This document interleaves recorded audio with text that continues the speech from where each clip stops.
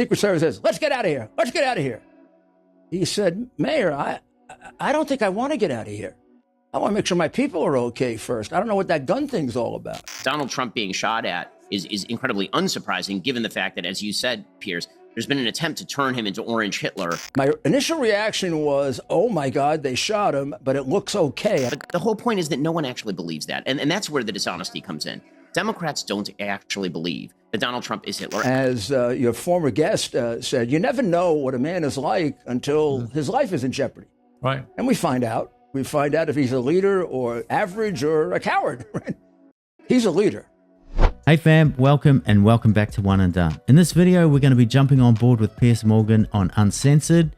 He's going to be interviewing Ben Shapiro and Rudy Giuliani. Now, both of these gentlemen are going to give us their insights in relation to the political climate in the US, as well as the aftermath of the Trump assassination attempt. Now, make sure you stick around for the portion of Rudy Giuliani, because he gives some amazing insights into the mentality and some of the strengths that Donald Trump has. Some of the things that set him apart and absolutely make him presidential. Now, I just want to say a huge thank you to the audience. Thanks so much for tuning into One and Done.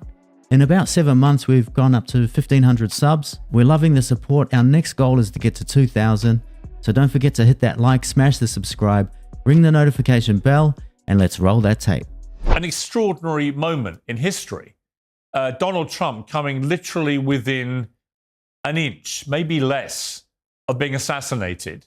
First of all, where were you when you heard about this? So I was on the West Coast. I'd actually been doing Bill Maher's show, so I was in Los Angeles, and it was Sabbath for me. My security came in and told me that President Trump had been shot. They said that he was okay, that they were sort of informing me moment to moment. But, I mean, it is one of those moments in American history where you're going to remember exactly where you were when you heard it, like 9/11. In my lifetime, that was really sort of the only other one where I remember where I was when I heard it. This is going to be one of them for sure. And what was your immediate response in your head to what was unfurling?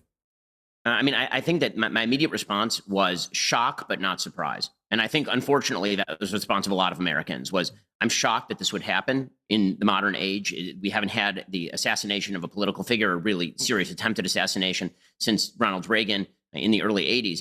But by the same token, I wasn't surprised because, again, the pitch of the rhetoric has been so high during this campaign and for the last 10 years, specifically about Donald Trump. I mean, I think if any other political figure had been shot, it would have been more surprising. Donald Trump being shot at is incredibly unsurprising, given the fact that, as you said, Piers, there's been an attempt to turn him into Orange Hitler since pretty much 2015, and that has ratcheted up day by day as the Democratic Party becomes more desperate to see him not reelected. That has really sort of hit high pitch. In the New Republic, 6 days before this assassination attempt, ran a cover image of Donald Trump mashed up with Adolf Hitler. Like 2 days before this assassination attempt, the president of the United States, Joe Biden, said that the American people want a president, not a dictator. When you say that kind of stuff over and over and over, again, the only person responsible for an assassination attempt is the prospective assassin. But if you keep turning up the heat on the pot of boiling water, you can't at least be surprised when the water boils over. I couldn't agree more. I agree with Ben on every point, even his own experience. When I first heard the news or saw the news, I saw it on my YouTube feed, I thought it was some sort of joke, but I wasn't surprised. Given the lawfare, given the media coverage, this was the next natural progression. Now, some people saying it's inside job, some people saying it's not, just an individual. Now, the problem is we've all come across people that suffer from TDS. We see it in the media, sometimes we see it in the comments. These people don't think logically, so who knows what this rhetoric can do. Now, I will say, it does happen on both sides, but definitely the level on the left, when you include lawfare, when you include how much they bang on about January 6th, and then they don't turn to George Floyd BLM riots, which were the most expensive riots in history. George Floyd riots alone, 25 lives lost, over $2 billion of insurance claims, property damage, not to mention the aftermath and the impact on those communities. The rhetoric that Trump would never leave, well, guess what? He served 4 years and he left. He left unhappy, but he left. And that's the whole point. Now, in the previous video I did on The View, I showed a mashup of the mainstream liberal media lunatics feeding their audiences this Hitler, Donald Trump is a dictator rhetoric. Now, make sure you stick around. I've got this interview coming up with Rudy Giuliani, which is amazing. And it's not just the Hitler comparison. It's the idea that if Donald Trump wins, there will never be another election in the United States. If Donald Trump wins, that this place will be the Handmaid's Tale, which is literally something that Biden-Harris headquarters tweeted out like 2 weeks ago. They tweeted out a picture from the Handmaid's Tale saying Donald Trump's Project 2025 will effectuate this in America. The moral argument in favor of then getting rid of that person in order to save the country is fairly strong. But the whole point is that no one actually believes that. And that's where the dishonesty comes in. Democrats don't actually believe that Donald Trump is Hitler any more than Republicans who say that Joe Biden, if he's reelected, would end the country. There'd be no further elections. Nobody actually believes that, because if you actually believe that, you would have to there's an actual moral case for you to pick up a gun and go do something about it. That's why this rhetoric, I mean, I've been critical on it from I think every side for a very long time. But the reality is that President Biden gives a speech last night in which he talks about how we need to cool it down. And all I wanted from him was for him to say, including me. Or just say including me. I totally agree. Because the reality, the reality of him not saying that, it makes it sound like, well, now I'm diffusing responsibility among everyone without taking any for myself. And I would hope that everybody would take a look in the mirror at this point and say, including me. And if I've said anything like that, including me, right? I've tried hard not to. But I think that sort of the catastrophizing that people do about American politics is really out of bounds. I mean, Now, I did say that in one of my previous videos that this is a great opportunity for Joe Biden to show his leadership. And when we look at great leaders like Nelson Mandela, who was imperfect, he had his flaws, but he had no problem exposing those flaws and using that as a strength. And I think Joe Biden absolutely failed on that front. He reminded me of a puppy dog with the tail between his legs. He presented from a position of weakness instead of being a dog grabbing that bone and facing the challenge. But that's also a little unfair on Joe Biden because he shouldn't be in there. He literally is a puppet on a string. Now those strings are extremely loose and his limbs and his mouth are moving at a completely different beat and rhythm. But if you look at his track record, it makes sense. And when I say his track record, I'm talking about his administration. Now, Rudy Giuliani. Can I just get your reaction to the attempted assassination of Donald Trump? Oh, my goodness. It's so complicated, Piers. He's a close friend for 35 years. So first there's the friend, and then there's the president that I'm counting on to save my country. And when I first saw it, I saw it immediately. We were watching him live. We were watching his rally. And my initial reaction was, oh, my God, they shot him, but it looks okay. I mean, I was in charge of getting Hinckley arrested. I did all the post-mortem on Hinckley. Who was Reagan's was involved attempted assassin. I was probably the one who tried to kill Ronald Reagan. And I've been involved probably in presidential protection for 3 different presidents. My initial reaction was that because it was a grazing wound, it appeared to be, and the way he went down, it didn't look bad. But then I have the experience of Ronald Reagan, who didn't realize until about 15 minutes later that he was almost fatally wounded. And he didn't realize it until he was in the car.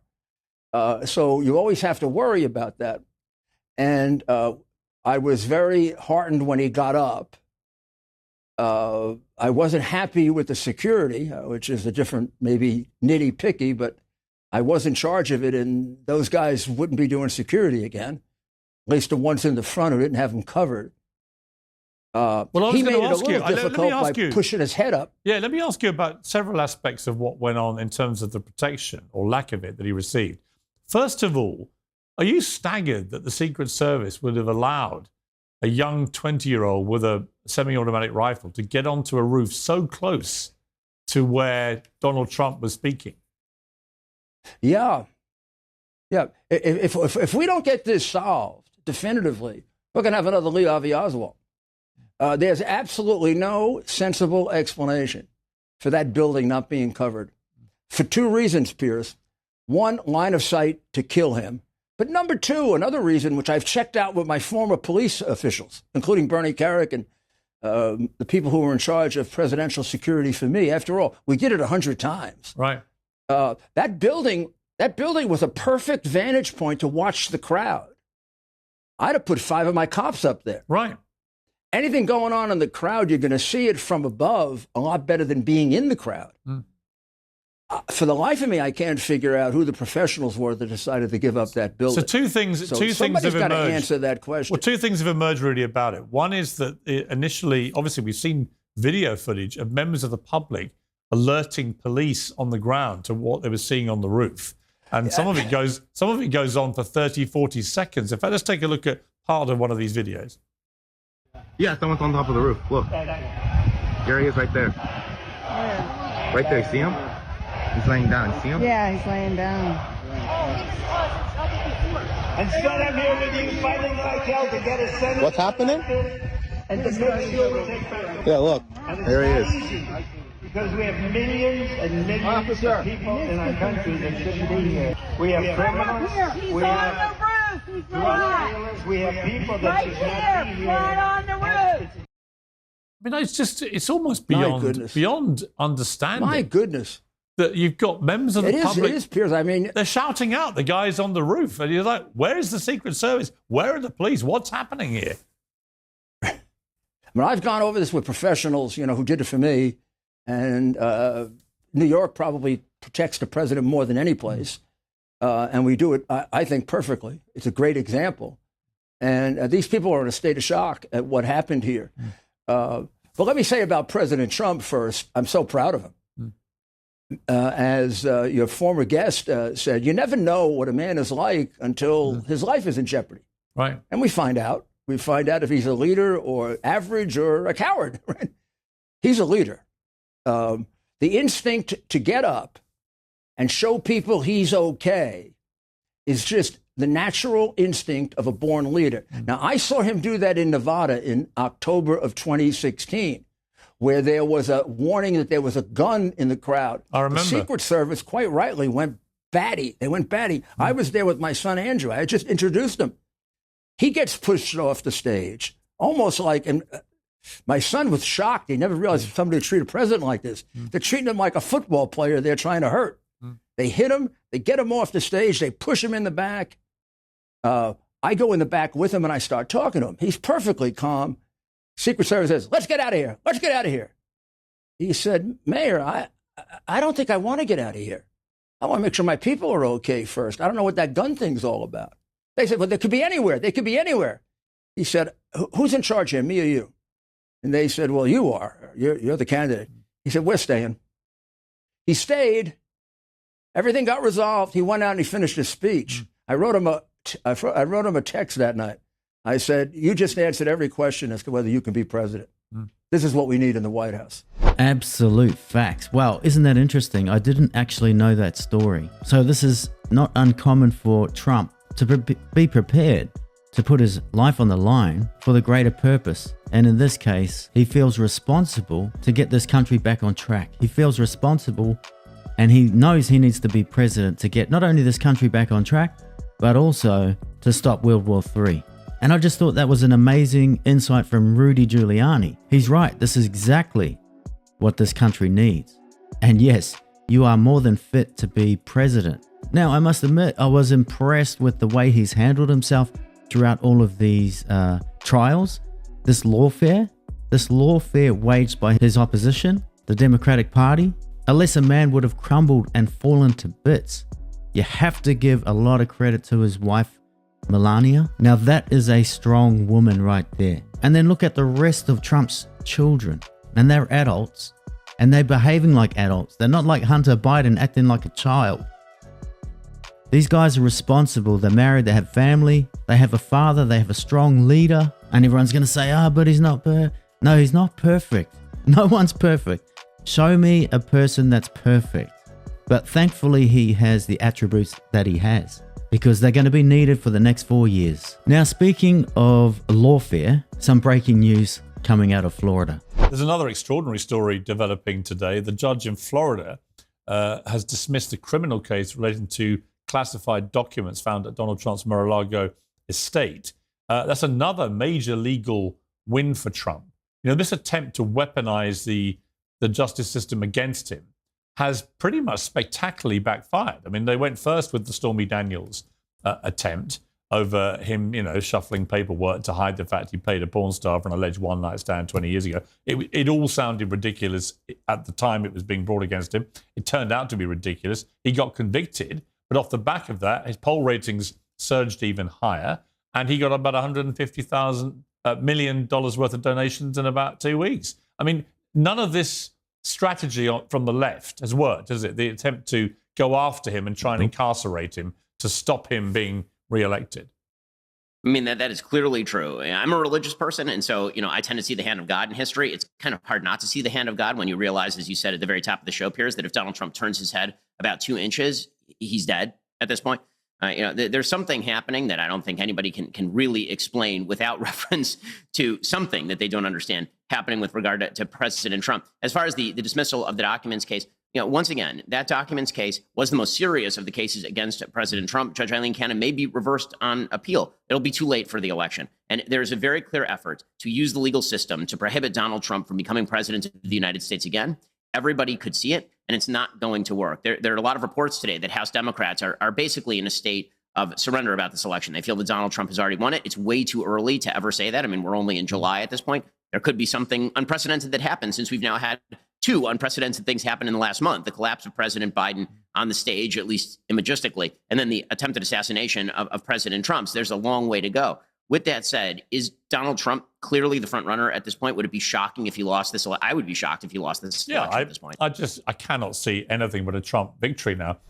Yeah, it's right. Look, by all rights, he should be voted in if the election was tomorrow, but it's not. All sorts of things could happen. Just imagine this was found out to be a setup. Now, I don't believe that at all for a second. No one's going to say, look, Mr. President, we are going to stage this assassination, but it's going to be okay because, we're only going to nick your ear and you'll survive it. Well, according to assassin professionals, who should know, according to the distance, the winds, etc., and the weaponry used, that shot had about a 2.5-inch window on the target. In other words, the target's here.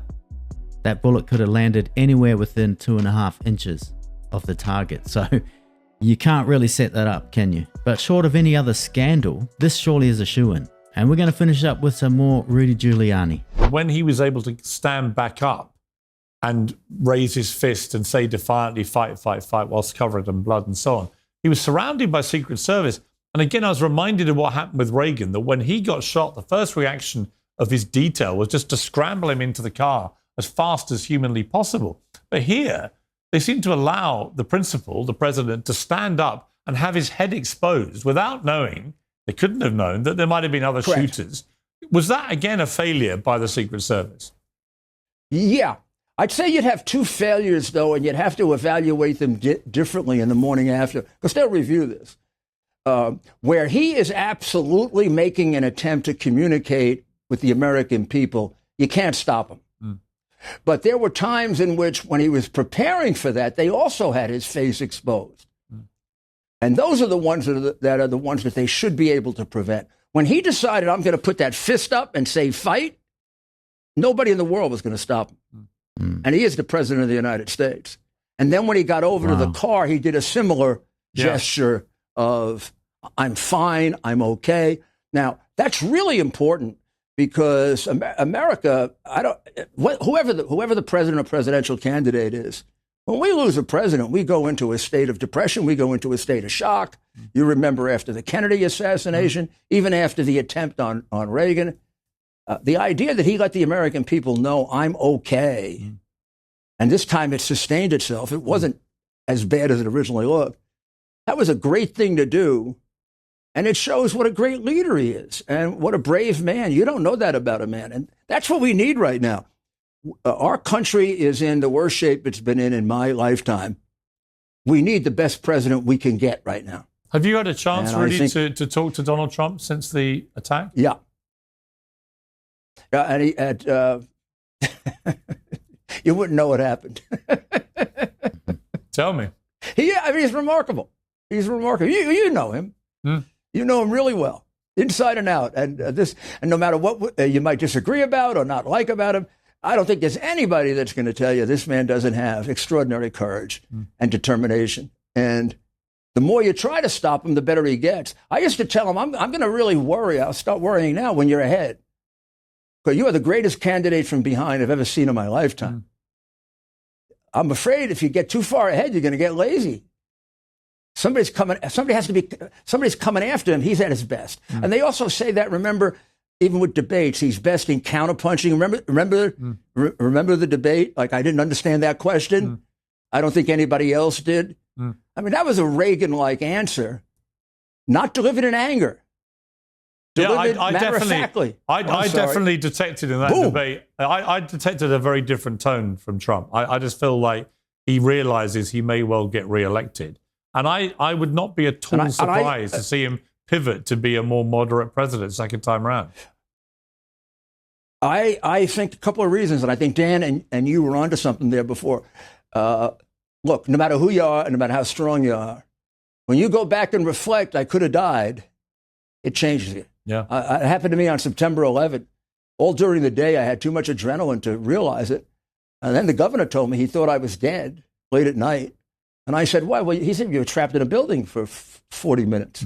We thought the building was crushed. And then I finally looked at the building coming down. And I said to myself, if the wind were blowing a little differently, myself, Bernie, Kerrick, the fire, we'd all be dead. And that's the first time I focused on it. And I don't know that I'm a poet enough or psychologist enough to explain to you all the changes. Makes you much more serious about life. A lot of the petty little things that were bothering you just go away. They just go away. It's like, why was I worried about that? No better time for a man who's got to take on a leadership function to have that kind of readjustment take place. I fully expect a very different speech. Yeah, I agree. Speech, I think the very speech. different man. I agree. I think his speech is going to be extraordinary on Thursday. But Rudy, just to clarify, when I asked if you'd spoken to him since the attack, did you have a conversation with him? No, I was just able to get message to him. I didn't have a word-for-word conversation with him. Talked to some of his people, and I got a message to him, and I hope to talk to him today. And who's going to win this election now? Is it now a nailed-down certainty that Trump will get the presidency? I never like to say, you and I have watched these long enough together to know that, well, I believed from the beginning he was going to win this election. By the beginning, I mean 4 years ago, when nobody did. I endorsed him the first moment I could, and been fighting with my friends, some of whom I've kept and some of whom I've lost, about it. I think he's going to win. All this. I mean, nobody could make a prediction from this point that he's not going to win. All they can say is things change. Yeah. So if you're asking me to predict from now, he's got all the elements to win the election. And of course, things could go wrong. Yeah. Hard to conceive what they would be, but I mean, all Republicans, I think, wish that tomorrow was the election. But I understand Trump is a polarizing figure, but there are certain things that are undeniable. Now, people are going to say Donald Trump was born with a silver spoon in his mouth. Everything he has been given. Now, two things can be true. He may have had a good upbringing, may have had opportunities. His father gave him money. But quite often, when people are given things, they squander it because they haven't earned it. Now, Donald Trump took that money from his father and he's turned it into $6.7 billion. And he's had a lot of trials and tribulations. It hasn't been all smooth sailing. He lost his brother to alcoholism, and that shapes a lot of his thinking. He himself has stayed away from alcohol. People like to say he's been bankrupt, and then look at all these latest lawfares. He's taken everything on his chin, and he has that much self-belief and determination and understanding that he understands he's going to get knocked down. He's going to get knocked down once, twice, 3, 4, a dozen times. But the most impressive thing is that he keeps getting up and he believes in himself. And I think what this last thing has done has convinced many people, hey, maybe we need to start believing. And when I say believing, he's not going to create miracles or anything. What I mean by believing is that he loves the country and he wants what's best for the country. Because we know for a fact he doesn't have to be here doing this, literally putting his life on the line, putting all his money on the line, his reputation on the line, his family on the line. Show me someone else that has more to lose. Now he's willing to put that all on the table. He's willing to back himself. And he's just asking everybody else, I'm backing myself and I'm backing this country. What do you want to do? This whole situation has been super powerful. Some of the most iconic images that we're going to see in our lifetimes. If he survives this and becomes the 47th president, these are going to be some of the most iconic stories of all time. He might be front and center on Mount Rushmore. Only time can tell. Leave your thoughts in the comments. I'll jump in there as I normally do. Don't forget to hit the like, smash the subscribe, ring the notification bell. Help us get to the 2,000 sub club now. Within 7 months, we've hit 1,500. And I really do appreciate everyone tuning into this channel and for those that are helping it grow. I wish you guys and all your families the best out there, and I'll catch you in the next video.